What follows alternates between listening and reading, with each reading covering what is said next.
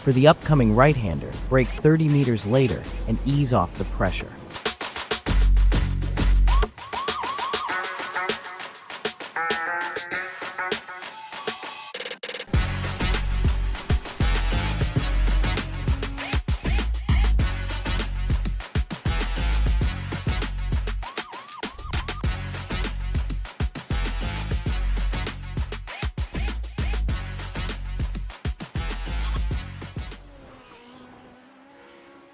Hello everybody and welcome to the penultimate round of the Trophi.Ai Radical SR8 Championship here from Road Atlanta as we draw towards the end of our season.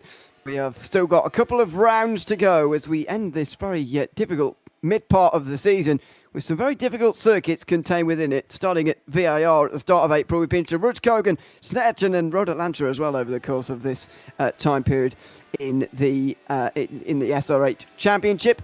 And the final of those twisty circuits is coming up here tonight. It is myself, Ewan O'Leary, and James Parfitt alongside me for this broadcast. Another 2 races to come, first 15 minutes, and then a 25-minute race with a reversed top 10 come as always here tonight. Let's have a look at the championship scores coming into this round because it is the penultimate round, and that means that you can, in theory, put yourself almost out in front and clear in time for the end of the season, and that's exactly what John McCutcheon has done. 38 points rather ahead of the rest of the field, with Luke Maxwell and Mikey Pollard tied for second place, only a few points further back to Jamie Bird. Mike Bousson and Paul LeMay tied in 5th position, ahead of Ewan Bramer in 7th. Declan Marsden is alongside Menno de Graaf.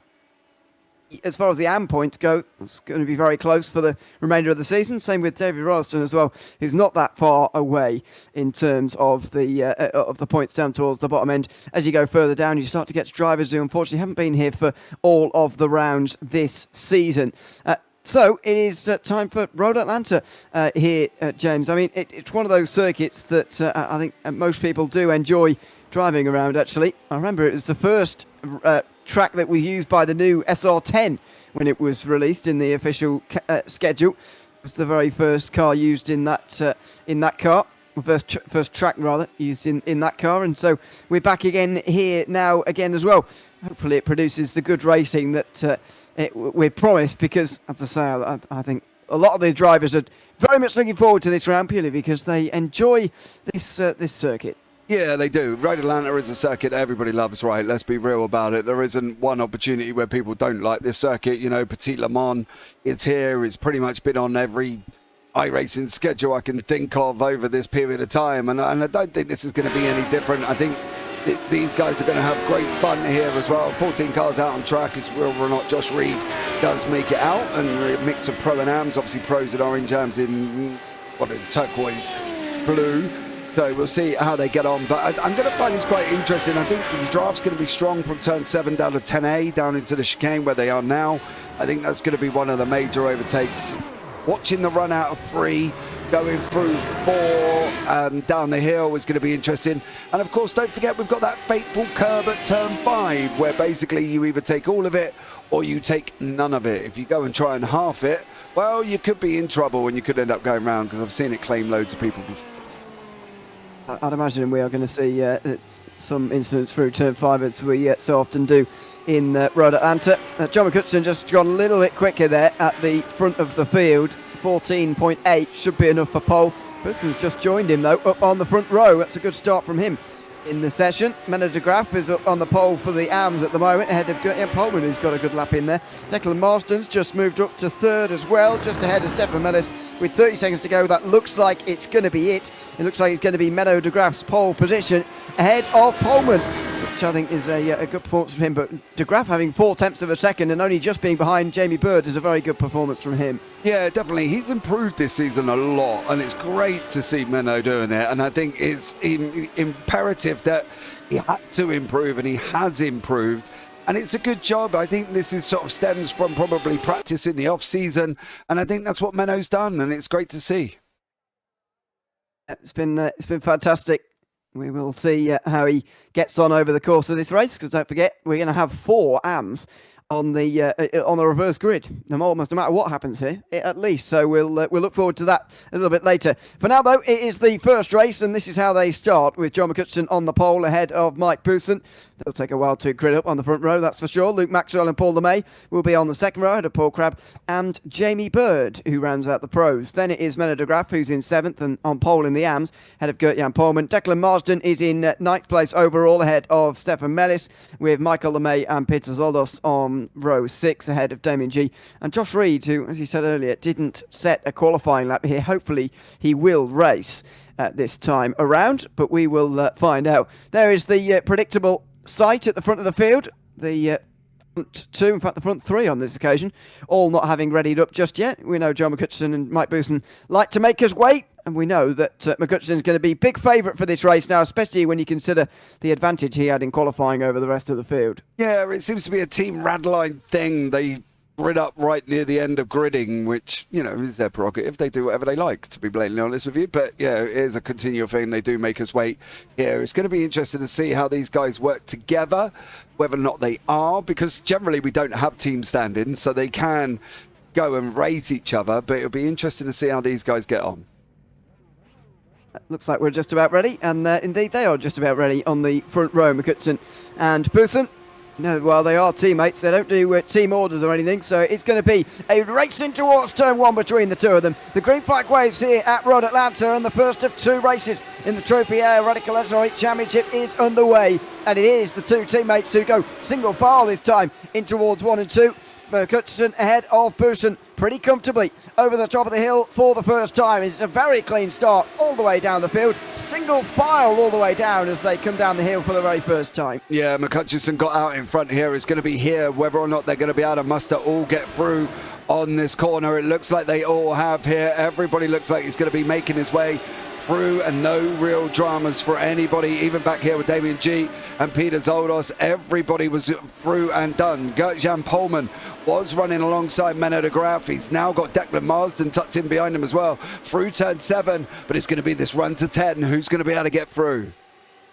That was Polman under pressure there through turn 6 and 7 on Marsden, and they'll be the ones to watch on the way towards the chicane if indeed these guys don't go side by side. Bousson closes in at the end of the chicane, but he's not going to go for it just for now. He's going to wait for a little bit longer. Marsden, as I said, is going to be going for it though, and he is indeed through on Gert-Jan Polman. I was a bit surprised that he actually qualified behind Polman, so not surprised to see him making the move, but he's got a bit too deep on the brakes there. Gert-Jan Polman comes straight back through again on the inside line. Marsden got it a little bit wrong coming out of 10. And Polman now has got the opportunity. Is he going to be able to go up in 1? He's not. He's got the outside of Michael LeMay pressurising him here as well. Is LeMay going to be able to hold on? That's going to be the question. He does hold on. Coming into turn 3, Marsden's got it wrong again. He's a little bit slidey coming out of 3 on that run down into 4 now. And as you can see at the moment, these guys are all very line astern, but it's all draft train going at the moment. Well, miss the apex at the top of the hill there, all following Declan Marsden, who did it first. This is the AM battle where things are a lot closer and, dare I say it, a bit more exciting than in the pros at the moment. They are single file, the top 6 right now, all pro drivers. And this is the battle, don't forget, for the pole position in the second race. The top 10 are reversed in this series. And so Stefan Mellis here is looking for a lot more than a top 10, but in fact, pole position for the second race. Into the slipstream he goes, and he's by far the closest in the train. The only problem he's got is that LeMay has got a triple slipstream, or a double slipstream rather, from those in front of him. Mellis is not going to be able to get any closer because he's got a triple slipstream, yes, but he's not going to overhaul LeMay with those slipstreams in front of him. Over the line for these two, McCutcheon versus Bousson towards turn number 1. And it is John McCutcheon who leads ahead of Mike Bousson, who sets the fastest lap of the race last time round, but so far he's not really putting too much pressure on his teammate. Yeah, 1:15.81 for Bousson. He's not really doing anything. They're kind of, these three are more sort of following each other. I think they're trying to escape from Paul Crabb, but Crabb's still hanging on there. Over 5, round 5 they go. No real dramas for anybody here once again. Gert-Jan Polman, is he going to be able to make it through turn 5? He does. Michael LeMay in behind. Does look like Zoldos has had a minute off the race circuit but came back on not long after. But Bousson's got his opportunity. Is he going to be able to take it? That's going to be the question. Let's see. He seems to be biding his time for the moment, but I always think that's a really dangerous game with John McCutcheon because you could very easily be distanced by him. As we know, his speed is very, very strong at every circuit. Here comes Busen, though, and again he's waiting. So, not really sure what the motivation is for this at the moment, Busen. I would want to get in front of John McCutcheon at any possible opportunity because I don't think you're going to get very many chances. We're only 3 laps into this race, and there's a very long way to go yet. And I don't quite understand the motivation for staying right behind him here as Maxwell and Crab trade fastest laps there. The top 6 are all staying within a slipstream, and that's great for now. But at what point is McCutcheon just going to turn this on and distance the rest of the field? You get the feeling that moment is coming at some point. Yeah, it generally is. We've generally seen him go. The problem is if they manage to stay with him through these bits here, through turn 4 down to 5, on the run up into 6 and 7, they're going to use the draft to close back on. It's like Nords, right? You can go and gap somebody on Nords, they close you up, going in through like the carousel or wherever, and then they'll use the dot and go to close right back up at you. And that's the thing, he could be quicker, but if he can't escape the draft, these guys are just going to keep pulling him in. Now, we did see this before, you and me and you, in another series where Luke Maxwell was involved, waiting to the final lap, went to overtake a driver in Simon Edwards, and he didn't get it done, but he was behind him for the whole race, and he waited and waited and waited, and he ended up not managing to make the overtake on the final lap and lost the race. So this is that dangerous game they're playing, and I personally wouldn't want to be playing it. If I was Mike Buson, I'd be looking to get the overtake done. Yeah, he's making a bit of an error to stay behind here, but maybe he'll make us look a bit silly later by making a late pass for the win.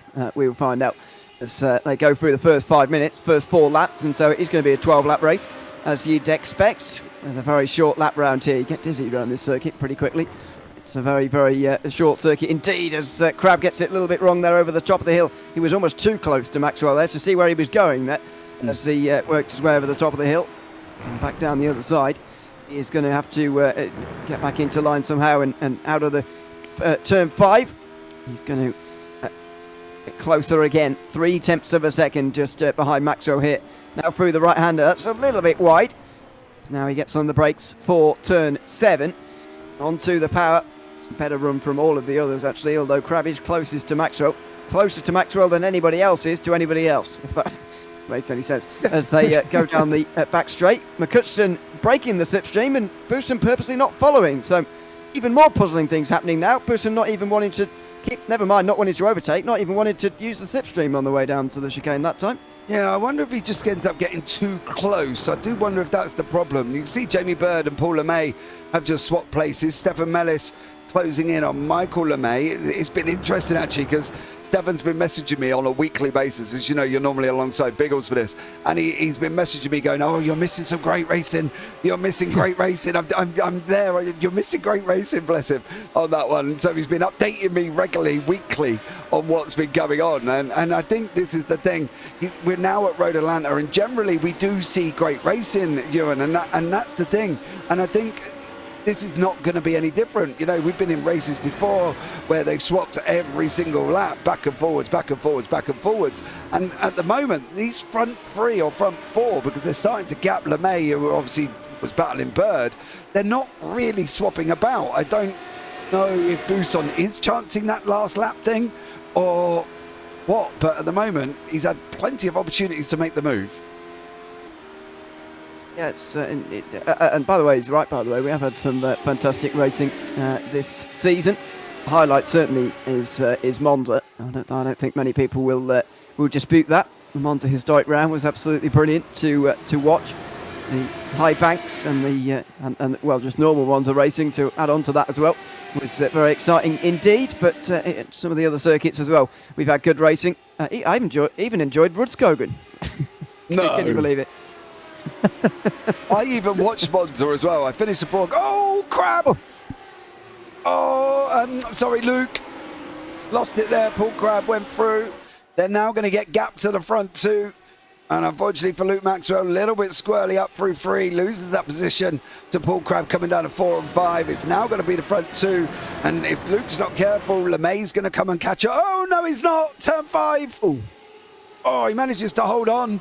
Paul LeMay, big moment for Paul LeMay, but that's turn 5. I watched Monza Historic after I finished my own that I was doing, and it was absolutely epic. If you've not, go and watch it back, because it was an absolutely barnstorming race. Yeah, it was fantastic. Or 3 races indeed, as we were in the extended format that evening. Yeah, fantastic racing as we saw at Monza Historic. I can't help but feel like Daytona next week is going to be some similar kind of action. I know it's a very different circuit in many ways. We're not using the oval, that would be ridiculous, but we are using the road course, and there's some similarly very long straights indeed at that circuit, which I'm very much looking forward to as McCutcheon continues to weave around, and the front group is indeed reduced to 2. Luke Maxwell just making a mistake through this corner here has allowed the front 2 in front, and there's one of the examples why I wouldn't be waiting around for the end of the race here if I was any of these guys in the front group, because you never know what kind of issues you're going to have later on. If you have that issue from first place, it's easier to recover from it than if you're in third. Now Maxwell and Crab have both lost the slipstream and do well to get it back as well, though Crab's kept the gap at just 1.1 for the moment. Yeah, he has, but he's brilliant bringing Maxwell with him. Bouson's still in there with about 5 minutes to go. If he's going to start looking at making moves, he's got to do it soon. That battle down for the final spot, Stefan Mellis has got Jan Polman in behind him now. He's about 2.5 back, so at the moment Mellis is holding on, and Michael LeMay, Declan Marsden with Menno de Graaf. So for Stefan, he's just got to kind of stay where he is if he wants to get onto that pole position and move his way forward. But Bousson, he's got to have a go at some point. Yeah, he does. He's waiting for now, but you just wonder how long this can go on for. I mean, he's getting some great runs out of some of these corners. It looks quick as well, does Bousson. And finally, now he's alongside. He set the fastest lap of the race, but it's outside for turn 1, and that's going to be quite hard. Cutson will hold the inside very easily there, and Bousson will come back again over the top of the hill. That would be risky, to be fair, and I don't blame him for backing out on that particular occasion. But he's looking quick here, Bousson. And maybe he's got such confidence in his own ability here that he can just wait, but there's so many reasons why not. I mean, another one is actually coming up behind him now. Paul Crab is closing because these two are starting to watch each other a little bit. Oh, now, he's off! Oh, and McCutson's off. Well, maybe that was what he was waiting for. You don't see that very often, but John McCutson's off the road and Mike Bousson leads.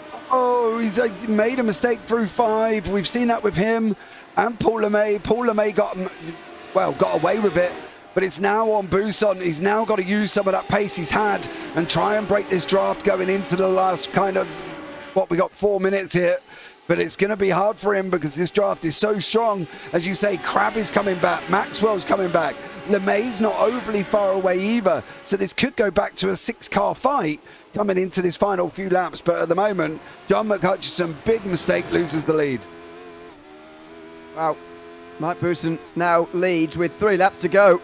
And all of a sudden has just his teammate behind him to try and defend. Paul Crab is closing as well. He set the fastest lap last time around. Paul LeMay is going fast as well. He's just set the purple lap. So lots of drivers going very quickly here as they go over the top of the hill. Bousson versus McCutcheon over the top. This is going to be very exciting. And Crab is absolutely right there as well now. It seems that Luke Maxwell maybe doesn't quite have the pace, and maybe his mistake at turn 1 was an explanation of that. Pushing a bit too hard to try and stay with them, ended up off the road. But Crab is absolutely here as well. This is going to be a very exciting final few laps. Yeah, absolutely. Hold on to your hats, ladies and gentlemen. Through turn 6 we go, coming into turn 7 now. And McHutchison looks like he got a run out, but Crab's going to put him under pressure. Maxwell's in behind him at the same time here. And then we've got Jamie Bird tucked up right behind Paul LeMay. So it's all going to kick off with the front 6 very, very shortly. Bird and LeMay side by side. Bousson's not really quite sure which way to go here, Ewan. He doesn't know which way to take that car. Side by side, and McCutcheon's through on the inside line ahead of Bousson, and that is perhaps a key moment for this race, because Bousson's going to lose a place to Crab as well. I suspected he might have done. And there you go, McCutcheon through, as does Crab. So this race all of a sudden for Bousson's got a lot more difficult. There's only 2 laps to go. McCutcheon now leads again. Bousson's back to 3rd again here in this race. And now it's up to Crab to try and make the moves. Oh, well, he hasn't got long. He's going to have, about another 2 laps, I think, here, depending on how quickly they can get round, because we're on to the last 2 minutes. So it's going to be at least 1 and 1 more, I would have thought. But McCutcheon managed to get 5 right this time. Crab's going to follow him across the racetrack. He's pulling Buson along. He's pulling Maxwell along. Bird did pass LeMay a little bit further back. We've still got the battle in the AMs taking shape, and that is getting spicy because Marsden's got Michael LeMay and Mellis climbing all over him. Mellis at the moment sitting in that pole spot, but it's going to be here that's going to take shape. Is Crab going to follow? He is following McCutcheon all over the road. It's too far back. If this was the last lap, then it would be over, I think, for Paul Crab. John McCutcheon, who is leading this race by a long way by this race's standards, in towards the final chicane. There'll be single file this time, and Crab's a bit wide. He needs to be so much closer than this as he gets over the top of the hill and onto the final lap. He is nowhere near close enough at the moment, and that is a real problem for Paul Crab and the rest of them. Damien G and Pullman, meanwhile, have just exchanged places. Marston's just been overtaken by Michael LeMay. And so all sorts of changes going on here. It looks like Marston's coming back again here. And Manu de Graaf will be cheering on those guys alongside Declan Marsden. Try and take points off his championship rival here with a round to go after this one. Yeah, lots going on further down. It's going to be a bit of a manic last lap here because, as I say, LeMay, Mellis, Marsden, Pullman, G still fighting out. We've still got the front 4 going tooth and nail. I don't think Crab's close enough going into 7.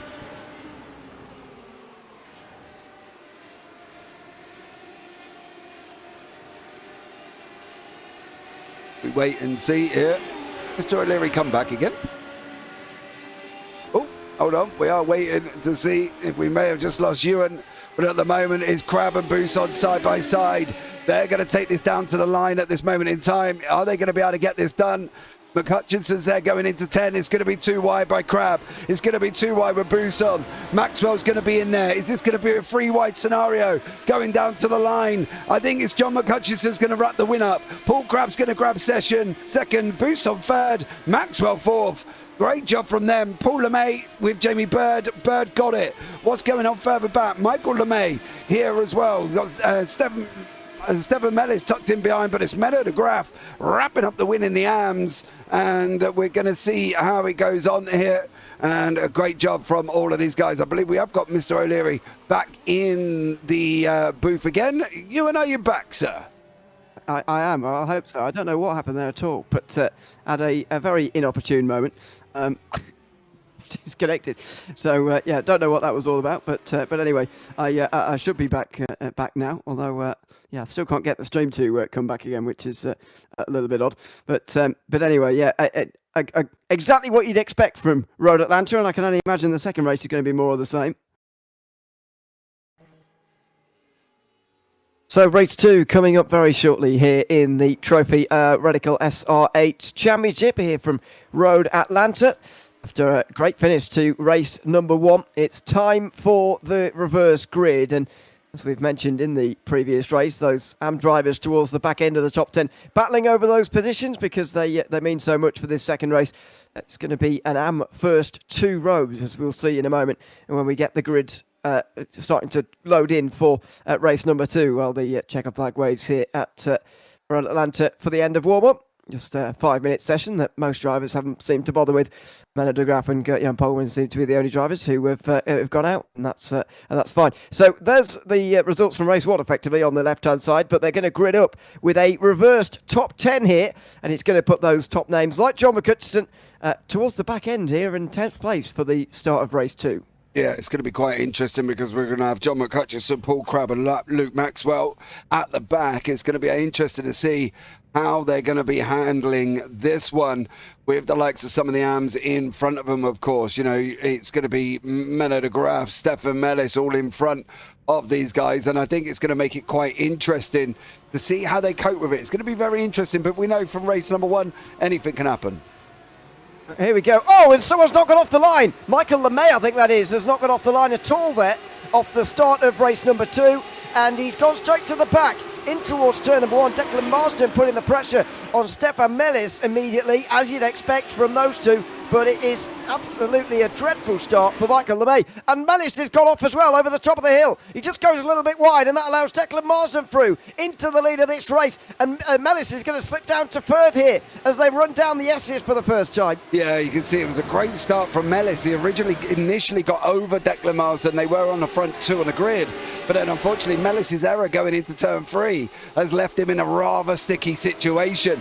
Luke Maxwell's come through the field at the same time. He's starting to make his way forward. Paul Crabb, Mike Buson, Gert-Jan Polman, and obviously the winner from race number 1, John McCutcheon. Mellis is not having a good time at this moment in time. He is going backwards quicker than he's going forwards. He had a big slide out of turn 7 there, and that's why his exit is so poor comparatively. Look at this, could be 3 wide in towards the chicane here. Oh my word, that's just squeeze through the middle, and Maxwell's just trying to put them all off there down the inside. He's going to go around the outside of LeMay, and Crabb are going to make contact. It was always going to happen in towards the chicane, and Crabb is the one who is sent around. He squeezed a 3 wide moment there. And there's pit stops as well. Declan Marsden's had to come in. Yeah, I'm wondering if he's got a drive through for a jump start. I'm wondering if that's why he ended up where he ended up, and that's why he's gone all the way through the field. But that's left Menno de Graaf out in front at this moment in time as well. So Menno out in front with Luke Maxwell sitting in second, Paul LeMay third. But this is where the train starts. And Buson in behind that, McCutcheon, Mellis, Polman, G, LeMay and Zoldos all scrapping it out in this middle section. So this could be an interesting one. It's very busy in the midfield, and Crabb is going to be overtaking a lot of them. Oh dear, Zoldos off the road through turn 5. Well, we said that there was going to be someone for the victim of that, and it's certainly proved to be the case there as he goes wide. And Peter Zoldos drops down to 11th, I think that is, further down the field. Out front, though, it is Paul LeMay at the front of this group as we get race 2 underway. Menno de Graaf still leading ahead of Luke Maxwell. I was just thinking to myself, actually, it's going to be a little bit for the pros about who can get through the traffic quickest here and get clear. And that's what Luke Maxwell's been able to do here. He's been able to get clear of a lot of the AMs here with a margin over the rest of the pros of 1.2 seconds. Yeah, and that's a shame because we did have the likes of Mellis on the front row. We had the likes of Marsden on the front row. They unfortunately have gone backwards. 1:16.2 from Paul LeMay. Fastest lap of the race in behind Luke Maxwell at the moment. Mike Buson's bumped the curb on entry to 1 and has got it all wrong. Absolutely. That is be expected that someone would do that. JP Bird indeed out the race along with Josh Reed, who didn't start race 1 either, further down the field. So 12 of them currently running around with Marsden at the back after that drive-through penalty we saw earlier on in the day as LeMay and McCutcheon continue to run nose to tail. I'd imagine they're going to continue to work together as well, and they'll hope that Maxwell's going to be held up by Menno de Graaf, who is leading this race right now. Whether those things are likely to happen, I'm not sure, but it is certainly up to LeMay and McCutcheon to peg Luke Maxwell back right now, because he's got a second's worth of a lead here at the end of lap number 3. Yeah, he has at the moment, but the gap is coming down. It's below 9 tenths already. So it's not really sort of dropping. It's come down quite quickly, but the draft has got a lot to do with that as well. We've got Van Polman, Gert-Jan Polman here. He's got a queue of cars in behind. Mellis, Paul Crabb, they're recovering, of course. Damien G and Michael LeMay with Peter Zoldos in there at the same time. But there's the front 3 that are becoming very, very close together. Over the line for another lap and into the first sector for another lap. And Gert-Jan Polman goes a bit wide. Stefan Mellis will try and pick up the pieces here as Paul Crabb is continuing his run through the field, as you'd expect from him, in towards the left-hander of turn 5. And it's a better line from Mellis, but he's not going to get the run through there. Crabb's actually got a better run on him here in towards turn 6. You can see him slightly defending Mellis in towards the corner, and Crabb can't get through. He needs to do this as quickly as possible, really, but I think 6th place might be Crabb's limit here with the AMs in front of him. The pros might be too far away. He gets a better exit out of the slow right-hander of turn 7, and he's going to roar past. I think here he is just about going to roar past Stefan Mellis here with the slipstream that's given to him by Pop. Makes sure he absolutely gets it as well by driving to the side of Stefan Mellis. Yeah, gives him a little hip check there and was like, nope, you are not having that gap away. Oh, he manages to make it through. Does Crabb. He's going to go after Jan Polman now. That's got to be his run. Mellis is in there. He's got Damien G coming in, and you see Mellis's different line going around the final corner. Crab's on the defense. I think he slid into the defense on turn number 1, and now they're going to try and run side by side up through 1. Nope, Mellis backs out and makes it a little bit more easier for the both of them. Yeah, so there we go. This is one group now, really. Running right the way from Gert-Jan Polman, right the way back to Michael LeMay, who's got himself off the line finally, and he's up to 10th. Menno de Graaf still leading, but he's under pressure now from Luke Maxwell. By 0.2 of a second is his gap, and so Maxwell will look to try and get past him. And as I said earlier, he has got to try and dispatch of Menno de Graaf as quickly as possible before Paul LeMay really gets there, and he's surely going to have the chance now as he gets the better exit out of turn 7. That was a bit of a mistake from de Graaf, but he still wants to keep the lead here. With Tekla Marsden all the way down the field, de Graaf sees this as a big opportunity to gain some big points, and he's probably right as well. He's going to get overtaken though by Luke Maxwell pretty easily here, and LeMay will try and follow through. He's not going to be able to, though, in towards the chicane. No, I'm a bit worried for Menno at the moment. He could end up behind Mike Bousson here if these guys keep closing on him. Paul LeMay's putting him under pressure. He's dived up the inside there. Menno has now lost second place. Is he going to be able to hold on in front of John McCutcheon? He's got a second, 1.3 seconds at the moment. Going to be interesting to see how he gets on. Jan Polman and Mellis and G are still fighting out further down. But Menno de Graaf's not giving up, though. He's still here, and he's still putting Paul LeMay under pressure. He's still hanging about. And I'd imagine he's going to just stay with these guys to try and win the AM class here today. I think that's got to be the target for him, and I think he's going to manage it as well.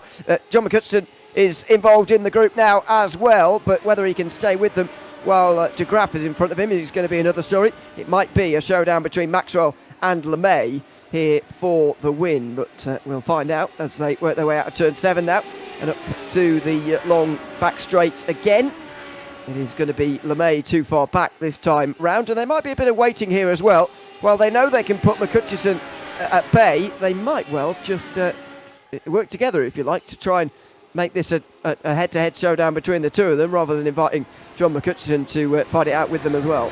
Yeah, I'm not quite sure that's going to work. I've got a funny feeling McCutcheon may dispatch a Menno quite quickly if he gets near him, of course, into that draft range, and then start pulling him in, pulling the rest in very, very swiftly after.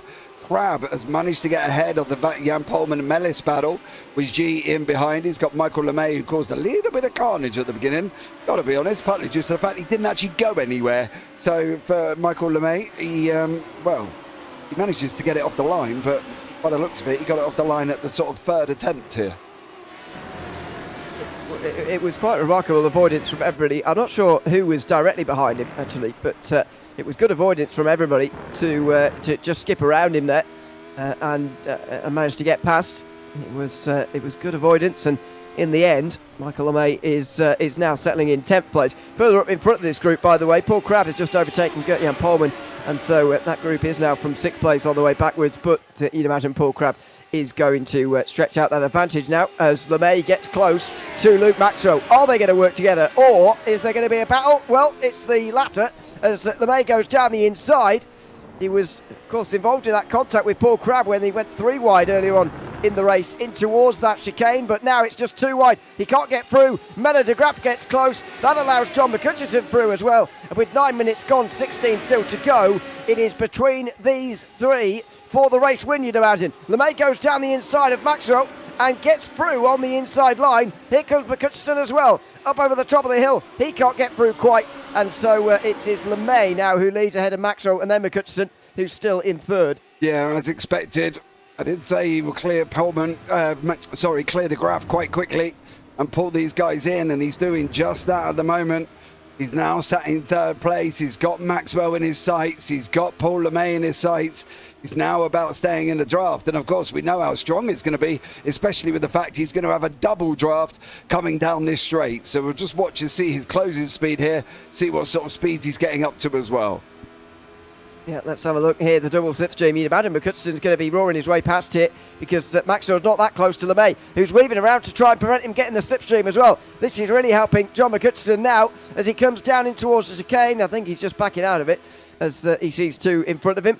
I think he's just staying away. Mike Bouson's also joined in here properly now in the group, and so it's 5 for the lead, and Manu de Graaf is very much a part of that as well, although it doesn't look like he really wants to battle side by side with these pro drivers, to be honest. Again in towards turn 1, this is where LeMay made his move for the lead. He's going to keep the lead himself this time, as we have just under 15 minutes to go now. Yeah, we've got another battle further back. G and Pullman are going into turn 1 side by side. Oh, yeah, Pullman, is he going to be able to hold it around the outside? He does. Can they do? Oh, they're not going to go too wide into 3. Nope. G manages to go in front of him. Thank Christ, really, for that one, because if they went side by side there, Ewan, I wasn't quite sure what was going to happen. Oh, yeah. I'm kind of glad they didn't try. Paul Crabb is behind them again, by the way, so not sure what's happened there, but he was running in 6th place. Paul Crabb all of a sudden is back down to 10th again after all that he's done here today. Declan Marsden also out of the race in 12th position, so this is a huge chance for Manu de Graaf to gain a lot of points here. Meanwhile, Maxwell and LeMay again in towards the final chicane. This is this circuit in the SR8 is proving to be a bit of a drafting circuit, really, and LeMay can't get away, neither could Maxwell. They've exchanged the lead again now. That Luke Maxwell leads, but it's contact. Hutchison touches LeMay, who goes for a big spin through the chicane. Yeah, I think it all stemmed from getting held up coming out of 10A and 10B. I think Maxwell was slow coming out. That brought Paul LeMay into the back, and then obviously he checked up, and then John McHutchison had nowhere to go there as well. It's a great shot of both LeMays there. If anybody's a picture artist, you can take a picture. That was a great shot of the pair of them going down through the start-finish line. But yeah, I think that's what happened. Maxwell was a little bit slow coming out of 10B, and then of course LeMay had nowhere to go, McHutchison had nowhere to go, and then unfortunately there was a check-up and then there was contact, and I think that's what caused some of that problem. But Buson, out of all of that, has managed to get himself back into 2nd, the Graaf back into 3rd. Yeah, so McHutchison is now 4th place and a couple of seconds away from the battle for the lead, which may well just quiet down now. Might well be the battles in the AM class that we focus on here, as Michael LeMay goes wide. I think he was trying to let his brother through on the back straight, to be honest, but he's had to do it earlier now since he's run so wide through turn 7. Paul LeMay will draft past on the back straight and get straight through here into 6th position by the looks of things. Damien G will try and catch up to Michael LeMay here, and Gert-Jan Polman will try and do the same as they go down in towards the chicane. It is Paul LeMay up to 6th place, and he will try and recover what he can from this race as well after being spun round at the chicane. Yeah, I think now it's going to be what Damien G is going to be. It looks like Paul Crabb's had another drama. He's dropped all the way down the field now. He's behind Peter Zoldos with Marsden in behind that. And, well, Marsden's out, sorry. So Crabb is the last runner in 11th place. On board with Damien G now, pointing at the tree right in front of you, because that's the only reference point you've got here to find out where turn 3 is. But he's going after Michael LeMay in the AM Championship. Paul LeMay is trying to recover as much as possible in the pros. Yeah, exactly, yeah. This is unfortunate for Paul LeMay, really. He's up there in the Pro Championship, but he's going to lose points to Maxwell today, both in race 1 and race 2 at this rate. And big points as well, with Maxwell currently leading the race. And having said that, Buson has now caught him again. So I thought that this was over for the race lead, actually, between Maxwell and Buson. But it isn't, clearly. It is still 2 for the lead. And as I said earlier, before the incident, this is turning into a real draft track, really, for the Radical SR8s. Yeah, but it's great for us because we get to see what goes on, and it's constant overtakes, isn't it? You know, we've been here loads of times, Ewan, where people, the guy in 2nd, has sat in and waited and waited and waited and waited and waited and never won the race, even though he's trying to get through onto the final lap. You know, and I'm hoping we don't kind of see that here. I really do want to see these guys going tooth and nail at the moment to try and fight. And I love the fact that they're swapping backwards and forwards. I think it's absolutely epic. But as you say, it is a bit of a draft track here, and you'll see that significantly shortly when Mike Buson starts going and closing in on Luke Maxwell. Well, there's only 10 minutes to go now. We saw 12 laps in the first race. I don't know how many we're going to get in the second, actually, but we will find out. I imagine it's going to be 20, but we'll see. Out of turn 7, and Buson again in the slipstream. If these two fight, then Manu de Graaf and John McHutchison are not going to be far away at all. We will find out whether they get involved or not as they come down the back straight here and in towards that final chicane. Poussin alongside Maxwell and can't get past in towards the chicane once again. So Poussin playing the waiting game. Meanwhile, these guys certainly aren't. Damien G is just in behind Michael LeMay, down in towards the chicane again as well. And Pullman watches on behind. And no positional changes this time round. Michael LeMay stays in front. Yeah, I thought there was going to be a move in the back there, but unfortunately there wasn't. McCutcheon fastest lap 15.223. Bousson's pulled it all the way in. Maxwell went hurtling out wide there in turn number 1. He managed to hold on to it, but boy, oh boy, he was wide. And now this is Bousson's opportunity. Is he going to be able to get through here, or whatever the situation will be for Mike? It will be, and at the moment, we've just got to see him try and put Maxwell under pressure. Yeah, that's what's happening at the moment, as there's all sorts of change for 7th place all of a sudden. I think there's been some sort of incident, actually, over the top of the hill. And Michael LeMay is going slowly here. Gertjan Pullman isn't. He's taken all the positions. Michael LeMay's moving away quite gingerly. Damien G has got some damage to the front left, that looks like to me. And so we might well have to look at the replay a little bit later as Damien G pulls off to the side of the road. He is pretty badly damaged. Yeah, he is broke at the moment. We can have a look at that later on obviously later on at the end of the broadcast. There's a couple I want to look at actually. I want to find out what happened to to Paul Crabb and also to Paul LeMay's incident at the same time. So I'll be interested to keep an eye, see what went on here. The only battle really now is starting to develop is the McCutcheon De Graaf battle, but I don't expect that to be a battle.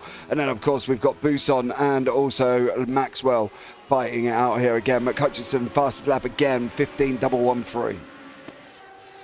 Yeah, so I think you're right. This isn't going to be much of a battle between De Graaf and McCutcheon, but there is going to be a change of position at the end of this lap, I would say, on the back straight, or maybe earlier. We'll see whether there's a positional change here in the top 2, whether Bousson is wanting to wait for the latter part of the race, or whether he wants to go immediately and try and get through into the lead here. As they come to the double right-hander now of turns 6 and 7. Maxwell and Bousson come out of the corner now, absolutely nose to tail again, and it is a good run from Bousson by the looks of things here. He's going to have a chance if he wants it, but does he want to try and go through here or stay behind? It looks like he's staying behind for the moment. You can see McCutcheon making the move in the background. Oh dear, contact almost as they came down the straight, and now he pulled back into line, but it looked like there was contact there as they got towards the end of the back straight. McCutcheon goes through on the inside. Yeah, I think it was a little bit of an argy-bargy, but we'll see what we can find on that one a little bit later. But McCutcheon did clear De Graaf as expected. You can see there is 2 cars there currently. These guys are fighting out 2 for now. Bousson goes up the inside, gets the job done. He does. And Maxwell cannot get past into the top of the hill, so that's what he was waiting for. I thought he was waiting for later on in the race. Turns out he was waiting for later on in the lap, and that is a move for Mike Bousson to the lead ahead of Luke Maxwell. Surely this battle now is only going to invite John McCutcheon back into the fight again. Yeah, they've got to be careful. They've only got 7 minutes to go, and ideally they don't want to be messing around. I think McCutcheon's coming at him, and he'll come at him very, very quickly. We've got a very fast recovering Paul LeMay, and he's got Stefan Mellis in front. I don't think he's going to be able to get Menno De Graaf. He is a second. Well, he's not a second actually, because De Graaf's caught in the front, guys, where he's going fast. Mellis goes on a big old defense there. That's going to mess up his entry and exit. And unfortunately for Stefan Mellis, he just got that all a little bit wrong. He went in very, very defensively, and unfortunately that was it. That was enough to invite Paul LeMay to go through. That was not ideal for Stefan Mellis, who loses out on points there that Menno De Graaf isn't going to lose out on. Not that Mellis is really involved in the championship battle. It's very much between Declan Marsden and Menno De Graaf, and it's going to be De Graaf who leads going into the final race at this rate, because Marsden is way down the field and Menno De Graaf is going to win in the second race by the looks of things. A fastest lap of the race so far for John McCutcheon as they cross 6 minutes to go. It is going to be 5 laps to go, and John McCutcheon has got the chance to go back-to-back here. Yeah, he definitely has. We do have information on the final race as well. It will be a 60-minute endurance. We are looking at rolling starts due to the fact of Daytona and the banking. You know what happens if it's standing starts, Mr. O'Leary? I didn't think Harrison allowed it, but maybe they do. Yeah, you can roll them. Okay, so there you go. That would just be carnage. I'd imagine, as you say, the rolling start is probably the way to go for the only time this season. So there you go. On to the back straight again for John McCutcheon. who is going to get past Luke Maxwell here. He's actually lost a few tenths here, Maxwell. He'll hope that that's not race-related and it's just a bad lap as he goes down into the chicane with now McCutcheon in front of him. Great chance to go back-to-back here. So McCutcheon really benefiting from the slipstream that time round, and he's now into second place with Mike Bousson only just in front of him. This is going to be quite a battle to the end of the race, much like race 1 was. Yeah, we've also got Mellis here and Paul LeMay. Mellis has actually still stayed with Paul, which is quite impressive, really, considering how much pace Mr. Paul LeMay has got here. We'll keep an eye on Mellis's last time, 15.48. His fastest lap of the race, which was no surprise whatsoever. And he's driving a very good race, keeping up with LeMay. I don't think it's enough to pull him forward into the graph. They've got like 11 seconds. And at the moment, the graph is hanging on to the back, or trying to hang on to the back of Luke Maxwell. But Maxwell losing a little bit of time to McCutcheon as well. Yep, certainly is. He's just maybe not got the speed here. I thought it was a bad lap last time round, but maybe he's just not got the speed required as his closest championship rival, John McCutcheon, moves away and moves ahead and might well be moving into the lead here. Does he look for the left-hand side? Maybe. He certainly does as he works his way down the other side of the hill. This is going to be a big chance for John McCutcheon, and Bousson lets him have it. He lifts off slightly in towards the final chicane, and he goes through John McCutcheon into the lead. Oh, that was made so much easier for him than it needed to be from Mike. He didn't squeeze him, he didn't really defend him, he didn't put pressure on him. And John does go through. I'm surprised about that. Might put a little bit more of a fight up. Apparently not. For John McCutcheon, for Mike Bousson, sorry, who now is in second place. The thing is, though, and as we've seen it with Mellis and Paul LeMay, even though you might not have the better speed, you can keep in the slipstream here and you've still got a chance around this circuit. So I wouldn't ever like to be trailing John McCutcheon, but you know, this circuit so far has seemed quite ideal for trailing, certainly at this sort of distance. Yeah, no, you're right. I think, as we spoke about it in race 1, it's like being at Nords, getting past somebody on the dot and a hoe because you're quicker. And then before you go on to that run down into Arenberg, they ride up your back again because they've had loads of drive to keep up with you. It does get annoying sometimes, frustratingly as well, because if you are quicker, then you do see the drive pull them in. And this is exactly what's happening here. Look, you know, Bousson's going past. It's showing almost on paper that McCutcheon is quicker, but he just can't escape. Bousson's just like, I'm going to use the draft. I'm going to pull myself straight there. Well, it's proved to be a struggle so far for John McCutcheon, or the others trying to get past John McCutcheon, I should say, as they cross 2 minutes to go. There is going to be 2 laps to go as well, including the one they've just started, as that's a personal best from Luke Maxwell. He's found some speed again right at the very end when he absolutely needed it here as they work their way down the other side of the hill. Metograph will watch on from 3 seconds further behind. He's going to take the Elm victory here, surely, unless he makes a big mistake. It's going to be between these 3 for the race win, and it's going to be another exciting finish here at Road Atlanta. Yeah, it's going to come down to the final lap, I think. Who's going to be where on the final lap? Bousson's just got to stay with McCutcheon through 6 and 7. And if he can have a draft down into turn 10. We can count, but we don't count 8 and 9 in the middle of these because they're not really corners. And we know how much Mr. O'Leary loves the American numbering system. It's scandalous. But anyway, we've not had time to talk about it because there's been so many passes, so much action going on out on the circuit, but that's probably a good thing. Down towards the chicane again. McCutcheon, Bousson, Maxwell, same in line. I get the feeling they're all quite happy with where they are actually going on to the final lap, and this is where they want to be. John McCutcheon wants to defend from the front. Mike Bousson wants to try and come past from second position here, and Luke Maxwell wants to try and pick up the pieces from behind. Bousson's like this moving towards turn 1 because he's done it again and again. He sets a personal best going on to this last lap. He goes for it, and for the last time in towards turn number 1, he's not able to do it. But what about over the top of the hill? This is going to be brave. Oh, it's over the curve for McCutcheon, and he holds on to the lead again. John was playing games. John was playing games in turn 1. And the reason I say that is because he wanted Mike to go through, and Mike was not going through at all. And that was the game we had. That's why he went to the left and kind of almost lifted a little bit because he was waiting for Bousson to go round. I don't think Mike would have gone for the move because he's waiting for now, but John definitely sure hell wanted him to in turn 1.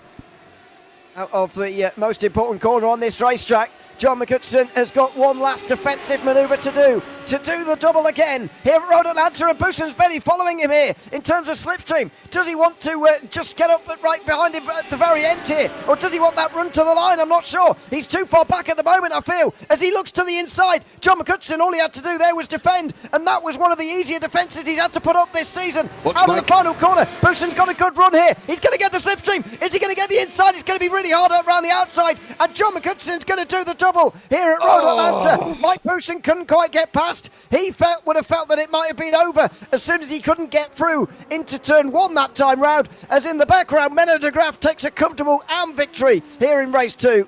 Yeah, Paul LeMay's going to come over the line in 4th. Mellis takes 2nd place in the AMs.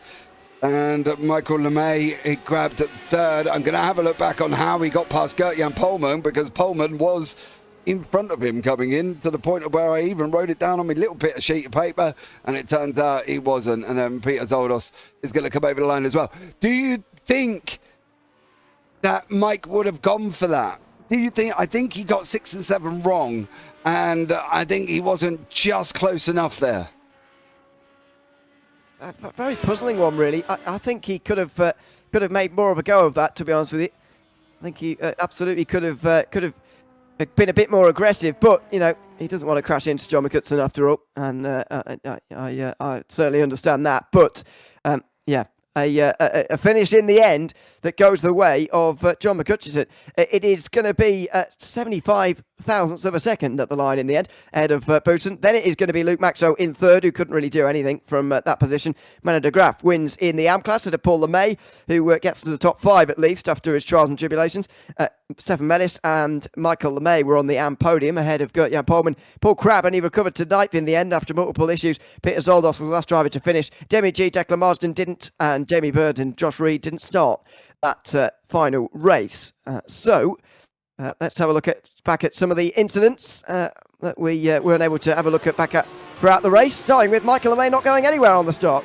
No, he literally just didn't go anywhere, which was a surprise, because I thought he might have done, but he just, come on, gears there, and unfortunately he didn't go.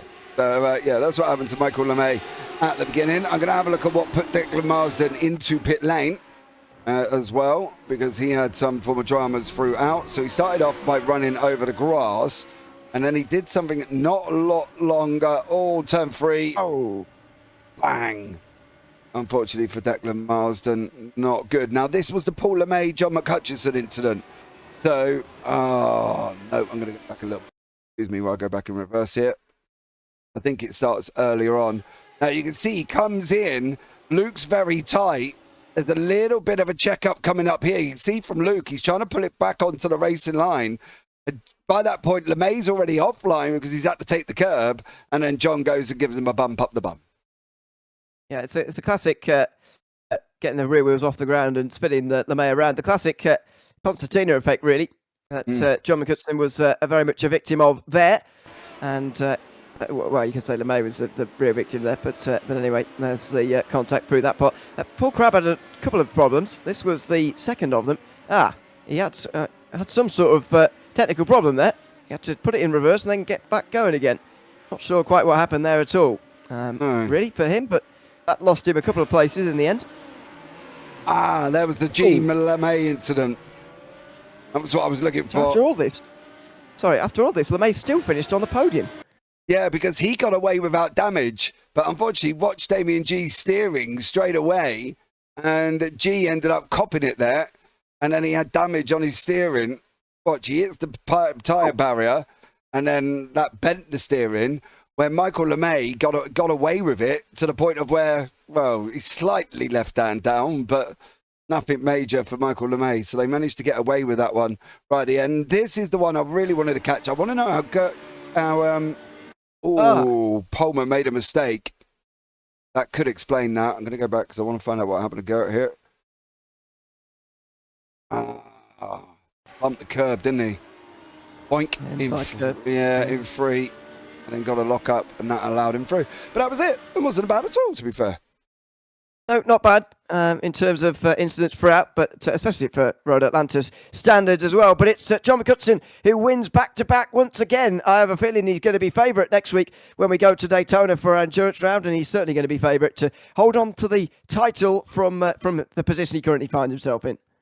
Yeah, I think so. It's going to be very, very close down into the endurance round. We have got 60 minutes at, obviously, Daytona to come. So we'll see how they go, see where he is in range of everybody else after this one, and we'll see how he gets on. But at the moment, it's going to be tough for him to lose the championship. That certainly is. He's extended his advantage today in the Trophi.Ai Radical SR8 Championship. Apologies for the delay on this broadcast, but we've finally got there to the end of this night round here at Road Atlanta. We'll be back next week, same time, of course, on the Monday night for Daytona and the final round of the season on the 5th of May. So make sure you join us for that one at the same usual time. I've been Ewan O'Leary alongside James Parfitt for this broadcast here in the Trophi.Ai Radical SR8 Championship. We'll be back next week from Daytona. Goodbye for now.